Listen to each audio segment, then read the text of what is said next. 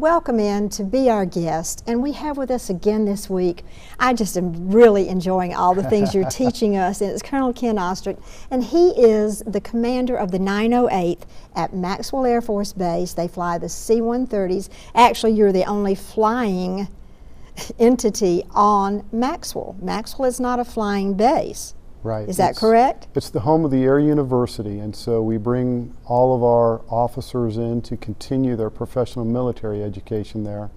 We're just happen to be the flying part of that base. You're exactly what I right. love there in the educational leadership and training of the entire armed forces here in the Air Force, you have all of the brilliant minds coming through. You have all of the cream of the crop, really, of our United States Air Force that comes through, and various other entities as well.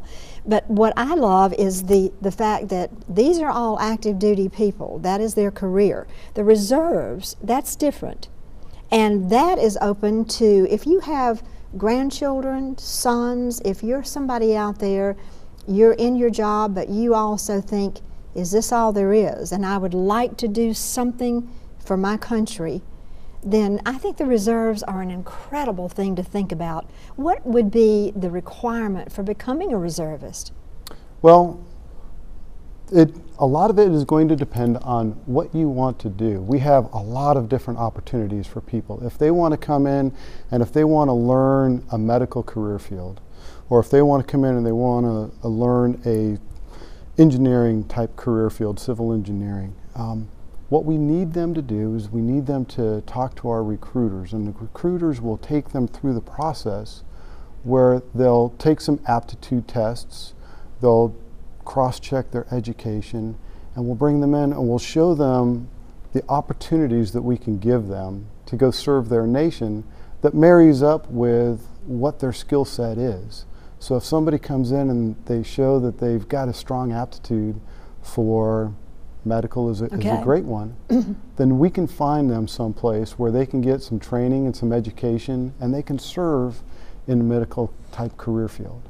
Now, do you have to have a college degree to become a reservist? What are the requirements? So you have to have a high school education or a high school degree or equivalent, so GED or. Okay.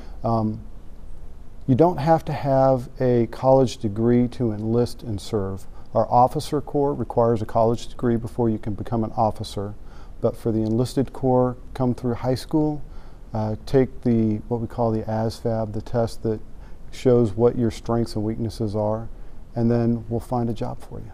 And I love that, because that frees you up to, let's say you're interested in, let's say you're interested, you like to do automotive mechanic work.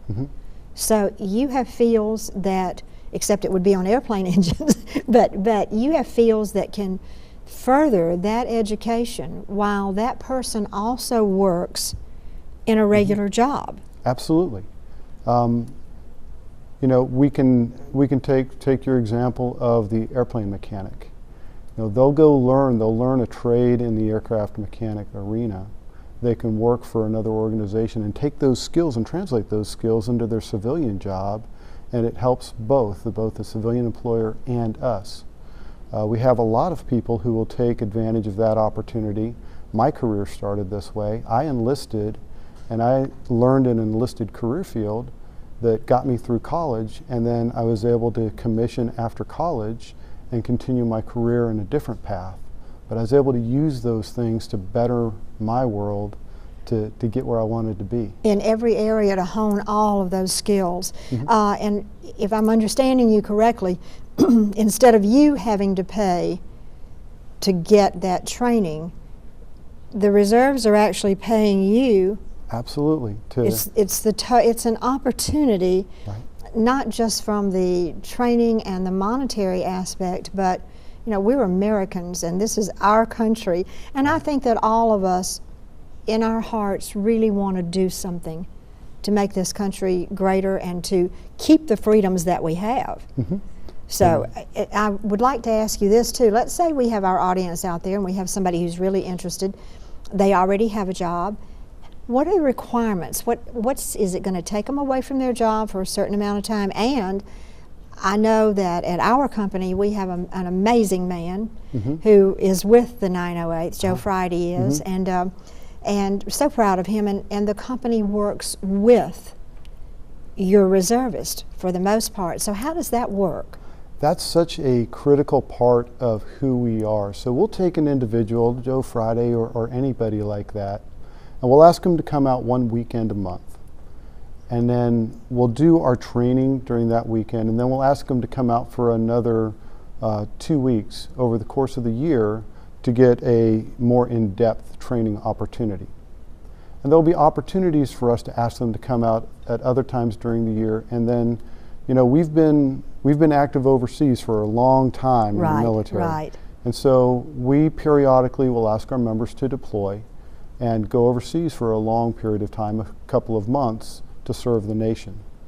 And the critical relationship between us and those employers, where the employers support their members because they know that they're part of a very small group of people that are here to defend our nation's way of life, has always been really, really great. Your company is just one great example of it, of we need to use this person for a special set of skills for a little while, and they come and they serve us, and then they come back and they reintegrate straight back into the workforce. And that's really what we're all about. It's actually, in my opinion, it's the best of both worlds. And Colonel Ostrat, thank you so much for being with us, and thank you all for what you do for this country that we all love.